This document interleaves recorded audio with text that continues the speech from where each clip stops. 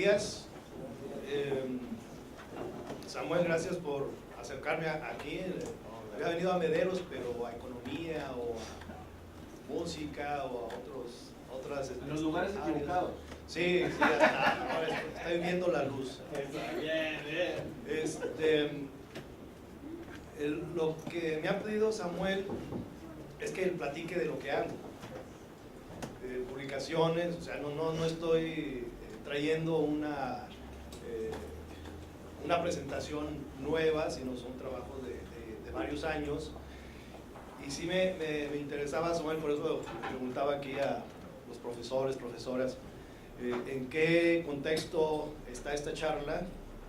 Un poco me comentan del seminario y de los otros colegas que han estado aquí, luego de las jornadas que tendrán en verano. Y lo que yo voy a presentar tiene que ver más bien con los estudios culturales, ¿sí? De artes visuales y todo este lenguaje que ustedes manejan, nos están formando, no es mi campo, pero creo que sí podemos comunicarnos con algunas de las cosas que nosotros hemos explorado de manera más intuitiva, en términos de imagen, que de manera sistemática. Yo trabajo en el Colegio La Frontera Norte, que es un centro público, por ley se llama así, Centro Público de Investigación, y pertenece a CONACYT. Nuestro órgano de gobierno está formado por la SEP, los Latosos de Hacienda, Comercio Exterior. El gobierno del Estado de Nuevo León tiene una silla ahí en esa asamblea. Y son alrededor de 30 centros públicos de investigación en el país que dependen directamente de CONACYT. De estos 28 o 30, solamente 6, 7 somos de ciencias sociales. A lo mejor han escuchado hablar del CIDE, que es un centro de investigación y docencia económica de los más importantes, está en México. El Colegio Michoacán, el Colegio de San Luis, el Colegio de la Frontera Sur, el CIESAS, el Colegio de la Frontera Norte, entre otros. Particularmente el Colegio de la Frontera Norte, bueno, tiene cerca de 35 años, no somos una institución con muchos años. Salió del Colegio de México, que está en la Ciudad de México, como centro de investigaciones fronterizas, y se ubicó de manera estratégica en Tijuana, Baja California, por los movimientos migratorios. Y a partir de ahí la idea fue tener cobertura por toda la frontera. Entonces tenemos sedes desde Tijuana, Mexicali, Nogales, Ciudad Juárez, Piedras Negras, Coahuila, Matamoros y Nuevo Laredo. Monterrey es la sede que estaría más al sur de la frontera norte, pero se decidió poner aquí la sede porque pues, ustedes conocen Colombia o Anáhuac, Lampazos, pues íbamos a tener una vida académica muy limitada. Entonces trabajamos aquí en la sede de Monterrey, estamos alrededor de 15 investigadores e investigadoras, pero hemos aprendido que tenemos que trabajar en alianza, y ahí voy a entrar un poco a este proyecto de este libro, que lo más fructífero, lo más benéfico en términos de aprendizaje es trabajar de manera multidisciplinaria, ¿sí? 1, y 2, de manera interinstitucional.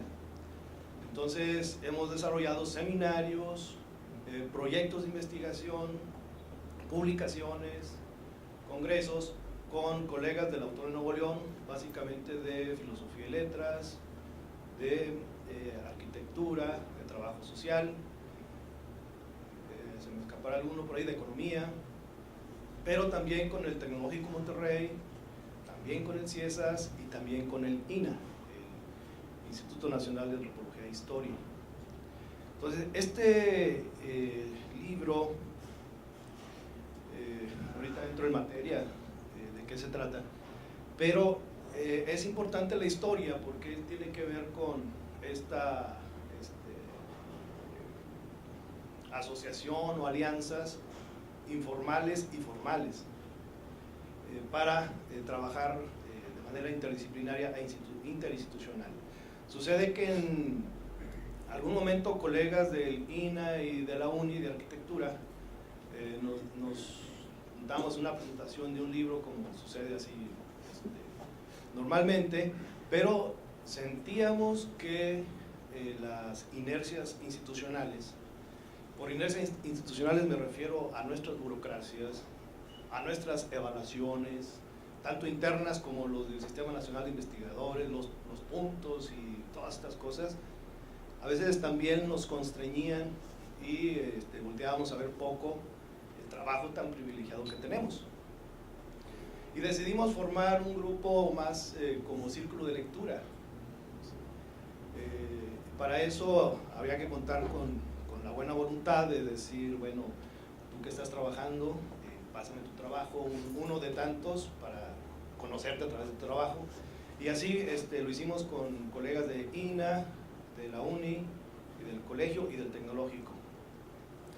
Entonces, por varios meses estuvimos conociéndonos a través de nuestros trabajos y decidimos que podíamos formar un seminario, pero había gente de sociología del trabajo, había historiadoras, antropólogas,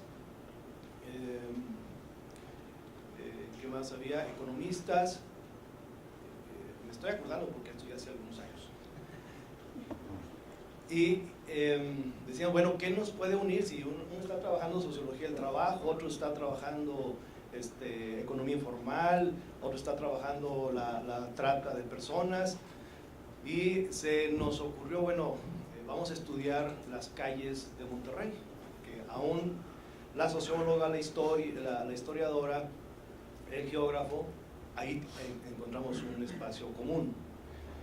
El siguiente paso fue ya formalizarlo. Esto tuvo sus pros y sus contras, porque habíamos empezado como un grupo más informal, de buena voluntad, de no estar, es más, sesionábamos en el Museo del Obispado, que ahí está Lidia Espinosa, historiadora. Lo que queríamos era también un lugar neutral, ni en el colegio, ni en la UNI, ni en el TEC, sentirnos realmente en un espacio relajado. Entonces estábamos ahí, además era un escenario formidable, el museo cerrado y nosotros ahí debajo de las cúpulas, estaba muy padre. ¿Había chévere? Desafortunadamente ahí adentro no, pero en otros lados sí las había. Y entonces ahí estuvimos trabajando así en este ambiente, más de camaradería. Pero entonces empieza a ver como que, oye, necesitamos hacer trabajo de campo, necesitamos levantar encuestas, hacer entrevistas, necesitamos meternos más de lleno al proyecto. Y entonces están las convocatorias de ciencia básica de CONACYT, que son en diferentes modalidades, desde proyectos individuales hasta proyectos colectivos o de cuerpos académicos o de grupos multidisciplinarios. También había esa modalidad y fue ahí donde concursamos un proyecto y nos aprobaron este financiamiento. Entonces les digo que transitamos de lo informal a lo formal, porque entonces ya teníamos un recurso público, ya teníamos que estar entregando informes cada año. Este proyecto duró 3 años, ya teníamos que hacer trabajo de campo sistemático y prometimos, además del libro, bases de datos y otros productos que le llaman en el argot productos entregables para los proyectos. Entonces, esta fue la historia de este seminario. El libro empieza con el trabajo de Lidia Espinosa, a mí me parece formidable, porque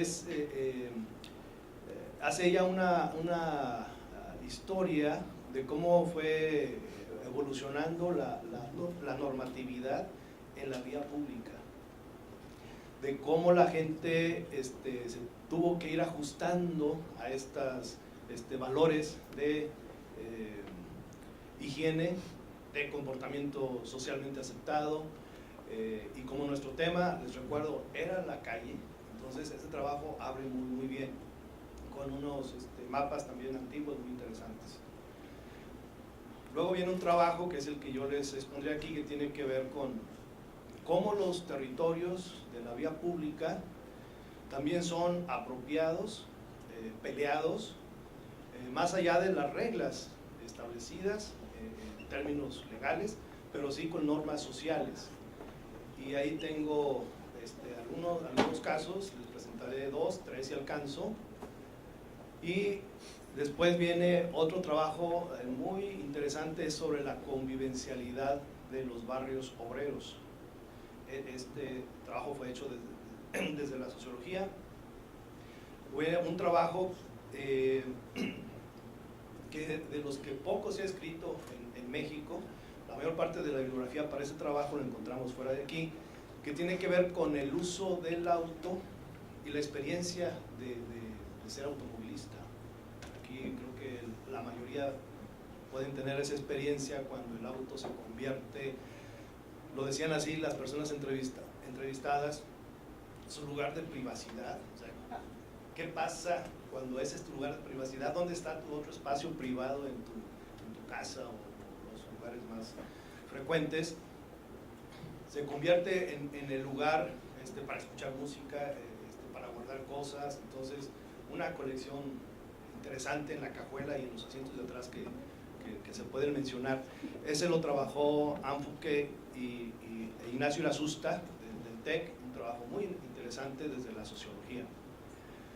Luego viene otro trabajo sobre el tema de la calle Morelos como experiencia peatonal. Esto lo hicieron los colegas del INA, Olimpia Farfán y Ismael Fernández.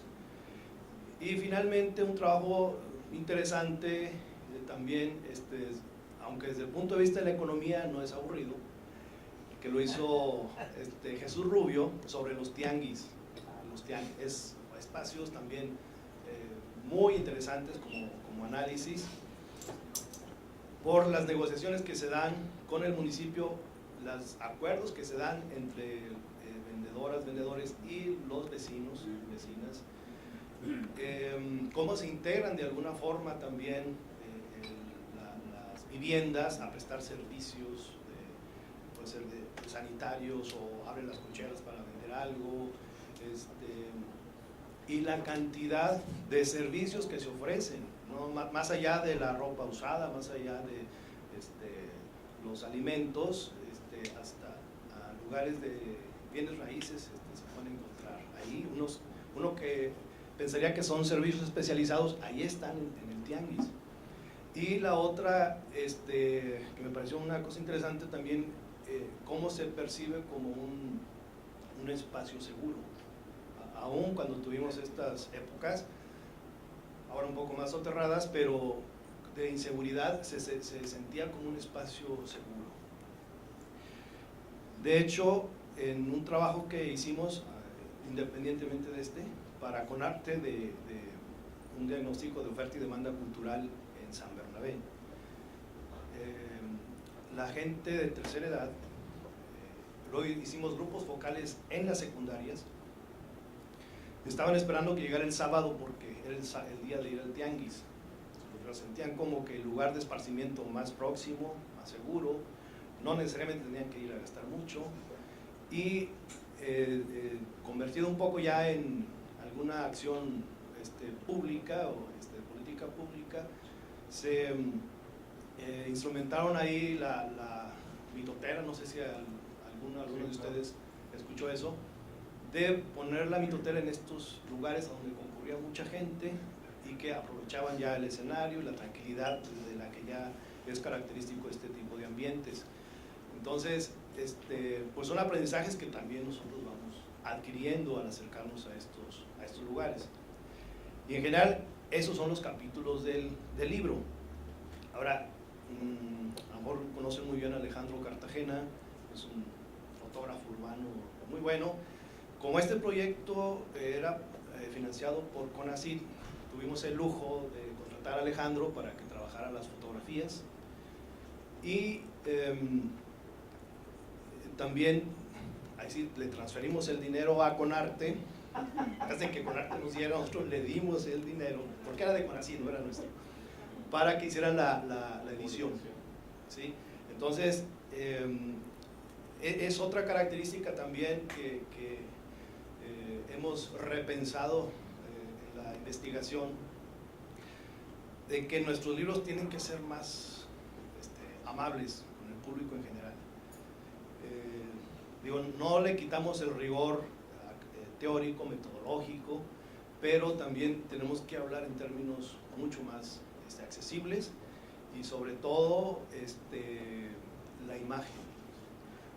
Les aclaro y les repito, no somos expertos en imagen, pero creemos que eso puede ayudar a que sea más comprensible, más ameno, más interesado, y no solamente como en la decoración del libro. Entonces por eso decidimos que Conarte, que tiene mucha experiencia en publicar estos libros con muchas ilustraciones y un formato interesante, era quien tenía que editar este trabajo. Entonces este es el contexto de este libro y de lo que voy a entrar a platicar. No sé cuánto, una media hora cuando mucho. Sí. Ya llevo, no sé. Llevas 20. Llevo 20, entonces, para cerrar,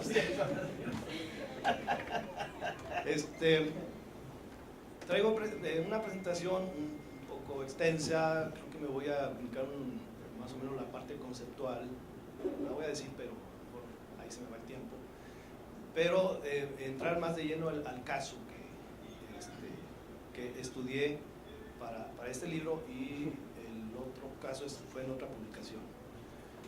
Pero yo lo que trabajo es más sobre la geografía cultural y tiene que ver con conceptos claves de la geografía, que es territorio, paisaje, lugar, y ahí ya vamos haciendo una combinación de otras disciplinas. La geografía ha tomado mucho de la antropología, de la sociología, de la economía, pero particularmente de sociología y antropología, el concepto de identidades culturales. Entonces, otro concepto interesante es la pertenencia socioterritorial y cómo el ambiente en el que ustedes se desenvuelven, los espacios vividos o espacios que experimentan, forman parte de nuestra identidad. Y no me refiero a espacios físicos, sino cómo los transformamos con nuestras actividades, con nuestros recuerdos y con nuestros afectos, pero también con nuestras fobias. La identidad no solamente son cosas confortables, también hay cosas traumáticas. Y cuando hablamos de apego a los lugares, hay un concepto interesante que se llama topofilia, pero está el contrario, el de topofobia. Cuando llegamos a un lugar y por la oscuridad o por la lejanía o por las dinámicas que hay ahí, sí llegamos a experimentar o que el lugar nos rechaza o que hay un mutuo rechazo o incomodidad. Entonces estos son de los conceptos que se trabajan en geografía cultural. Si me haces favor, bueno, hasta aquí no sé si ya para entrar directamente en ejemplos, casos, si hay algún comentario, pregunta. Chavos. Esto fue de 2006 hasta el 2011.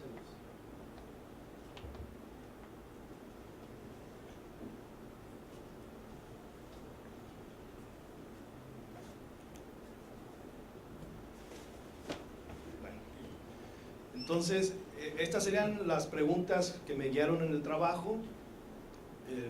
¿Cuál es la manifestación de la ideología en términos espaciales? ¿Cómo funciona el territorio como un recurso ideológico? ¿Cuáles son las estrategias y tácticas espaciales de los sujetos y actores para imponer, resistir o reivindicar su visión del mundo? Aquí hay muchos conceptos. Está el de ideología. Muy rápido les voy a decir que hay una tradición marxista, Gramsci, pero hay una renovada lectura con Van Dijk y Goran Terror que les recomiendo para no quedarnos solamente en una idea de ideología como algo peyorativo o algo que tienen los demás, o una sola ideología y como si los demás no tuviéramos una ideología. Entonces es a lo que nos llaman las las siguientes revisiones. ¿Sí? Tu visión de mundo también es una ideología, y no solamente aquella que nos se impone o que se transmite a través de los medios o los libros, ¿no? Como la historia patria y demás. Entonces, esto es algo que se está revisando. El otro concepto, territorio, también. Siempre decimos, cuando hablamos de la geografía cultural, no hay que hablar solamente del espacio. El espacio es como el tiempo, una categoría muy abstracta. Entonces, ¿cómo nombramos al espacio? Lo podemos nombrar como territorio, como paisaje, como lugar, como sitio, etc. Cuando hablamos de territorio, en lo que sí hay consenso es que estamos hablando de un ejercicio de poder. ¿Poder para qué? Para conservar, mantener la propiedad de los recursos, y no recursos materiales solamente, ¿sí? Recursos emocionales también. Los rituales, por ejemplo, de ciertos grupos étnicos, tienen que reservar su territorio para poder reproducir sus rituales. Entonces, no solamente son materiales. Es fácil ver en cualquier calle como con un bote o con un listoncito están marcando el franelero, o como lo conozcan, que ahí no puedo llegar sin tener un acuerdo con él o darle alguna propina. Y me atengo a las consecuencias de si no respeto eso. Entonces están cuidando un espacio con una simple marca. Eso es ejercicio de poder, eso es territorio, y están cuidando esos recursos, ese espacio que para él es un ingreso, formal o informal, como sea, pero es su lugar de captación de ingresos. Otra cosa interesante en términos del territorio, generalmente hablamos del territorio por la mala geografía que nos dan en la primaria, secundaria. Pensamos que el territorio es a nivel nacional. No, el territorio puede ser incluso a nivel individual, ¿sí? De los microsociólogos, Irving Goffman nos dice, incluso en una banca, en un parque, puedes tener un territorio efímero, cuando lo separas con un periódico porque no quieres compartir con nadie esa banca, estás marcando. En el transporte público también eso puede suceder, sobre todo cuando hay acoso y estos tipos de situaciones incómodas, la forma en que ponemos la maleta o lo que sea para marcar allí. Entonces, podemos hablar de territorio en términos de escalas, desde lo macro hasta lo micro, desde lo colectivo, desde actores sociales hasta lo individual. Y los otros conceptos son los de estrategias y tácticas. Estos son de Michel de Certeau. Estrategia cuando se habla de un actor con amplio poder, ¿sí? Jerárquico, y táctica cuando se habla de los subordinados, subordinadas, sujetos, que dice de Certeau, es como si siguieran las reglas del juego, pero en cualquier momento pueden subvertir. Ahorita lo vamos a ejemplificar. Pero es un asunto de rebotes de poder, diría Michel Foucault en otros términos. O sea, no hay un poder absoluto, totalitario, que no nos permita como personas de pronto subvertir las reglas. A eso le llaman tácticas. Puedes pasar. Bueno, esto es lo que ya les comenté del proyecto. El primer capítulo, entre las regulaciones y el uso de la calle, fue el periodo que llevó Lidia Espinosa, del 596 a 1926. Luego el capítulo del que les voy a platicar yo, la relación territorio e ideología, una revisión desde la calle. La siguiente, por favor. La calle desde el carro, que les comentaba, hicieron los colegas del TEC, y lo del comercio y la diversión en la calle, de Jesús Rubio. Esa foto donde van los trabajadores ahí acostados o ocultos en la caja de la camioneta, es una de tantas que los trabajó Alejandro Cartagena, pero que además lo hizo un poco más famoso de lo que ya es. Que estas las ha expuesto en otros países, y como para que se vea la precariedad, la inseguridad del transporte o la necesidad de llegar de esta forma a los centros de trabajo. Camilo, sí, nomás extendiendo el comercial, ¿sabes que una de las fotos de esta serie se la vendió al Brockman Museum de la UT Austin? Yo lo vi el año pasado ahí y fue a dar una conferencia y a presentar la foto. Se habló del Y proyecto. mencionó que habían salido de esta relación. Qué bueno. No, pues ahí aprendimos mucho y bueno, también Alejandro es una persona muy cuidadosa y comprometida, asistía con nosotros a los talleres de avances de nuestros trabajos, entonces se empapó de qué se trataba y cómo queríamos también el trabajo. De hecho, no me hace creer, pero una buena serie de la cita, después de que estuve dejando el libro, haz de cuenta que lo sacó de ahí para generar su presentación. Ándale. Sí. Sí, en otra entrevista que está en YouTube también habla del proyecto, de estas fotos, pero también le preguntan, ¿y cómo llegaste a estas fotos? Ah, bueno, es que me invitaron a un proyecto y bueno, entonces, pero sí, nos dio mucho gusto trabajar con Alejandro y que quedara en ese libro. Pues, seguimos.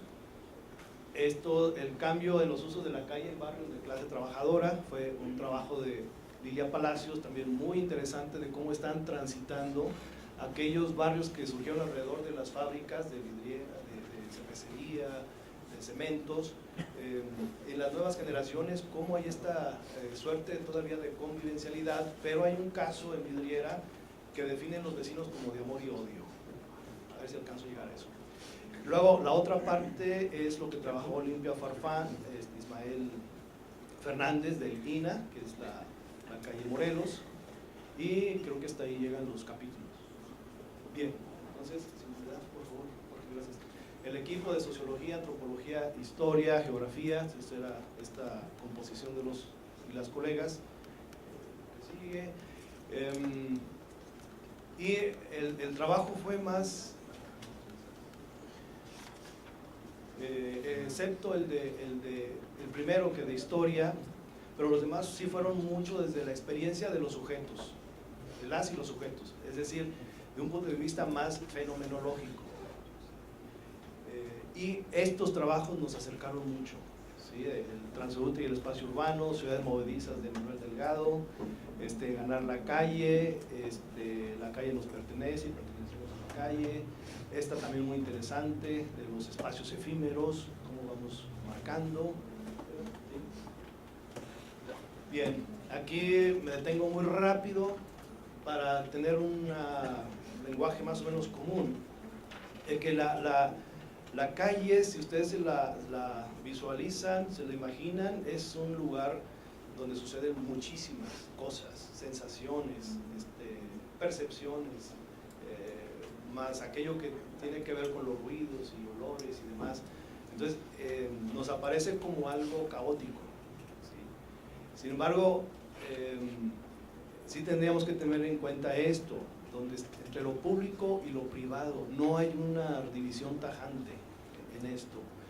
Es un lugar de movilización, peregrino, con su propia autonomía, mezcla de experiencias efímeras, sistema aleatorio de posibilidades, lugar inestable, caótico por excelencia. Es lo que les decía, no nos podemos quedar con la categoría tiempo ni espacio en abstracto. ¿Qué tipo de espacio estamos analizando? Y ahí pongo algunos ejemplos: territorio, lugar, paisaje.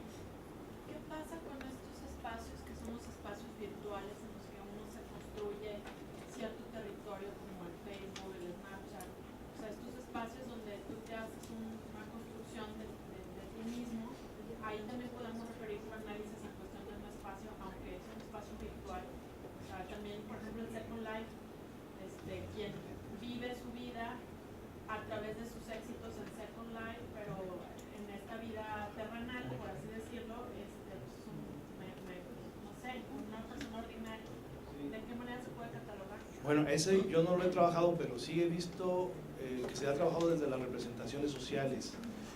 Jérôme Monet, él ha hecho un trabajo específicamente de lo que usted menciona y destaca incluso términos como es que estoy navegando, o que tienen que ver con el uso del espacio más cotidiano, físico, entonces sí lo lleva a eso y ha entrado por el lado de las representaciones sociales, pero sí es importante lo que está mencionando, que son otras dimensiones que no hemos estado abordando de manera sistemática, pero sí hay eso.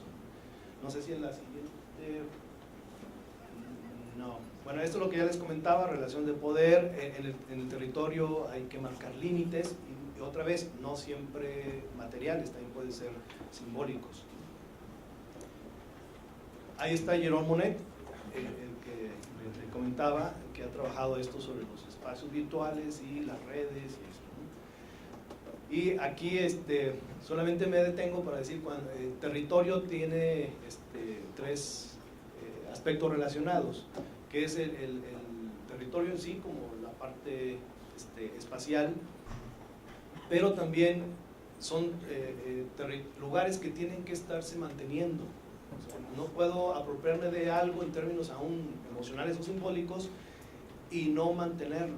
O sea, ¿cómo hago para que mañana que vengo yo a vender aquí chicles o cacahuates no esté ocupado por otra persona? O sea, tengo que tener prácticas. A lo mejor es un ejemplo muy relacionado con una conducta animal, pero es necesario hacer un mantenimiento con prácticas, discursos, diferentes formas visibles, de decir, esto es mío, y mañana va a ser mío, si no va a haber problemas.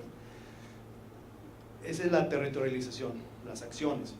Y el otro aspecto relacionado es la territorialidad.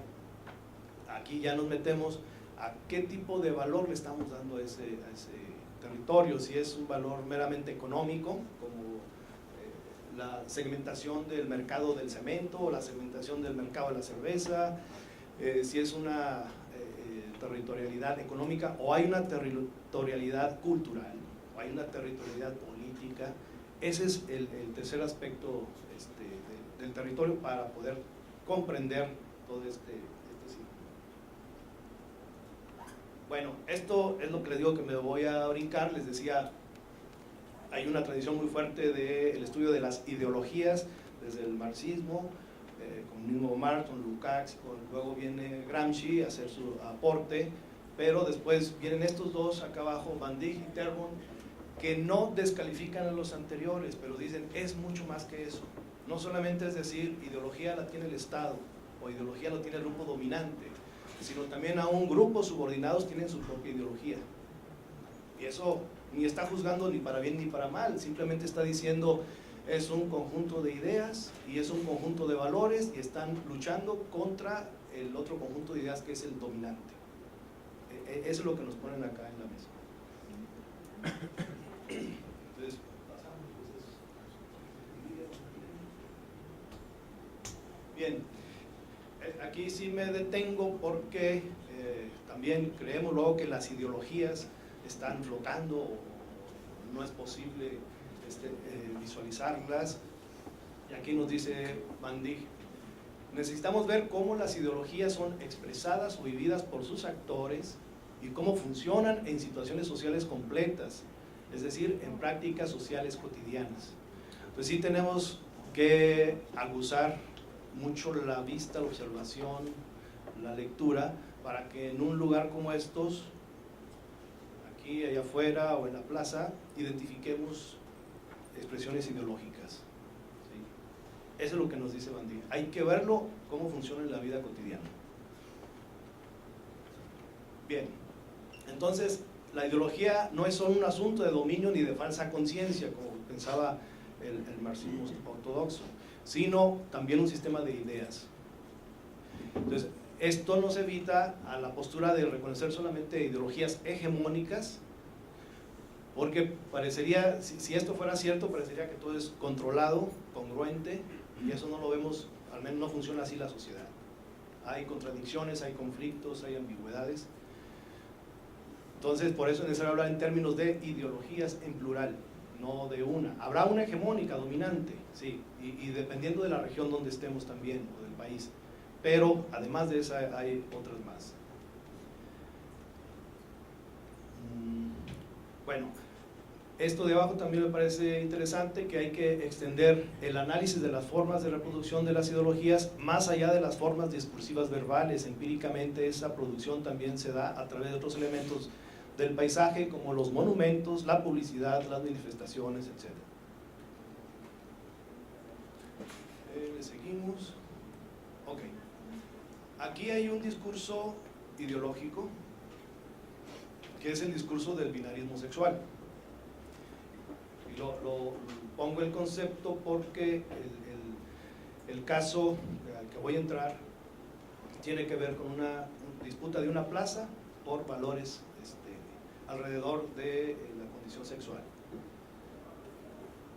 Entonces, es lo contrario a la pluralidad. Entonces, el binarismo sexual como ideología nos dice, la pareja tiene que ser hombre y mujer. ¿Sí? Lo leo.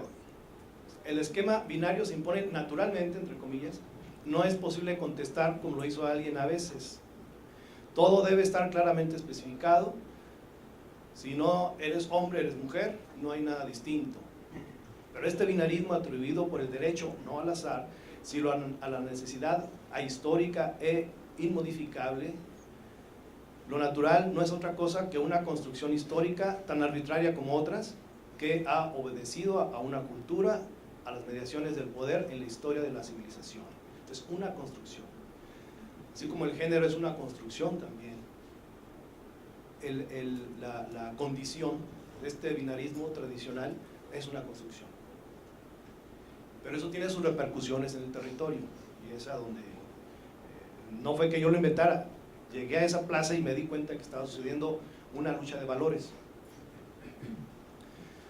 La Plaza Hidalgo, que está detrás del Museo Metropolitano, si lo ubican ahí por la macroplaza, el antiguo Palacio Municipal.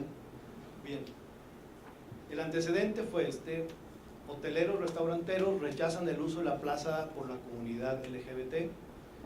El Ayuntamiento de Monterrey inicia la remodelación de la plaza en octubre de 2010.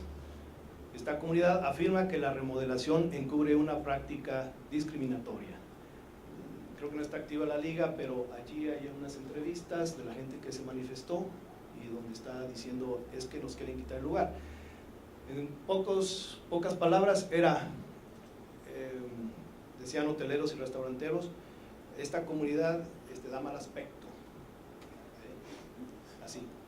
Entonces el proyecto era quitar bancas para que fuera un lugar de tránsito solamente y no de convivencia o de estacionarse. Entonces allí me llamó la atención porque es una visión de mundo. Para ellos puede ser buena, pero no me interesa si es buena o mala.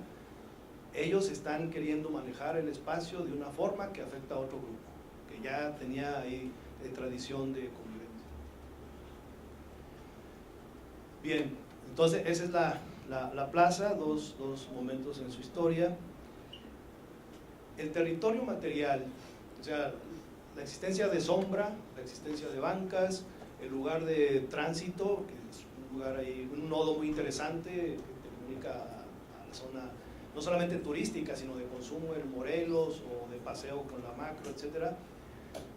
Este territorio material condiciona materialmente ciertas acciones, comercio, cívicas, esparcimiento.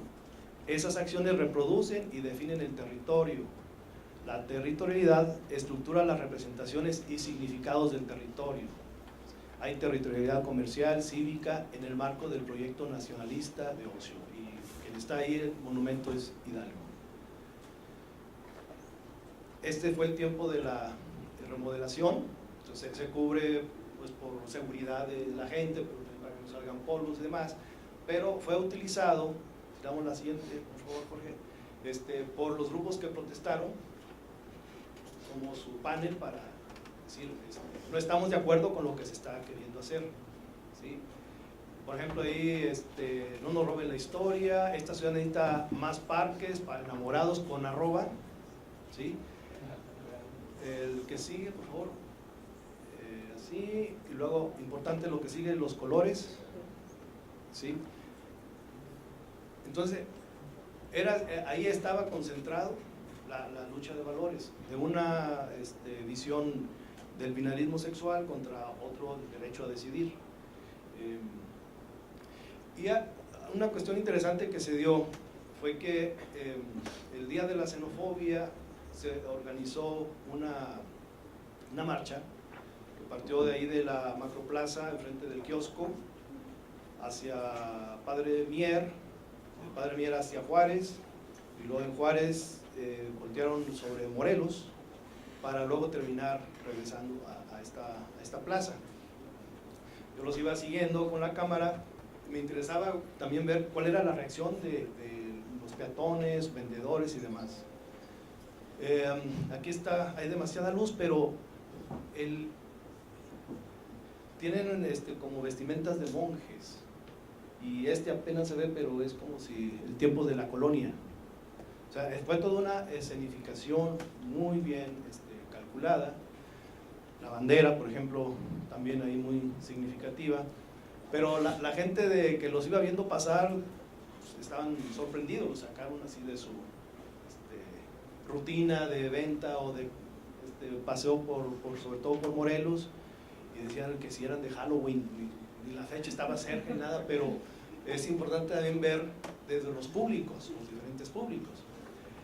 Entonces seguramente pudieron dar muchos mensajes más allá del que se proponían, y al final hay un corte de listón. O sea, están reinaugurando esa plaza. O sea, se están volviendo a posesionar de algo de lo que a juicio de ellos quisieron ser despojados o despojadas. Entonces, este es un caso donde pude ver el cruce de valores, de ideología, y el uso del territorio para ejercicio de la ideología o relaciones en visiones del mundo.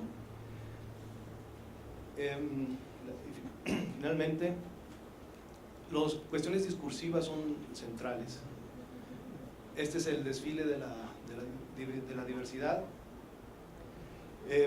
También, más allá de lo escrito, la actuación, la escenificación es importante para estos grupos. Yo he entrevistado a los líderes que tienen no solamente como misión el luchar por los derechos sexuales, sino también por educación sexual, etc. Es mucho más amplio de lo que se les encajona en términos de práctica sexual.